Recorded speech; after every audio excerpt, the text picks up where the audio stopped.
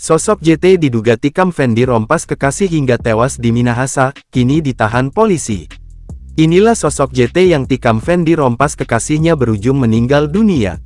Aksi penikaman terjadi di kosan Fendi rompas yang berada di Jalan Lorong Pasar Klopas Minahasa pada Senin, tanggal 4 Desember tahun 2023, sekitar pukul 17 waktu Indonesia Barat.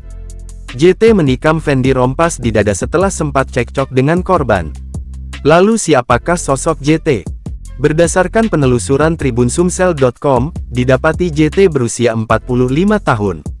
Sedangkan usia Fendi rompas yakni 30 tahun di mana usia keduanya terpaut 15 tahun. Dirinya sudah menjalani hubungan percintaan dengan Fendi rompas bekerja sebagai staf dosen di Unima Universitas Negeri Manado. Dalam pengakuannya, JT tak sengaja menusukkan pisau ke dada Fendi rompas. Adapun kini JT telah diamankan pihak kepolisian Polres Minahasa.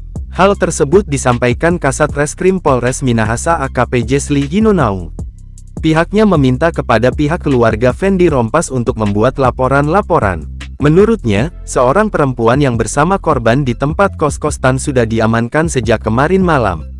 Hinonaung menyebut masih akan memeriksa sejumlah saksi tambahan untuk dimintai keterangan. Karena kan ada saksi dari mahasiswa dan mereka sementara berkuliah, nanti kalau sudah selesai belajar baru kami mau minta keterangan, jelasnya. Dia pun menjelaskan, lokasi kejadian telah dilakukan polis lain.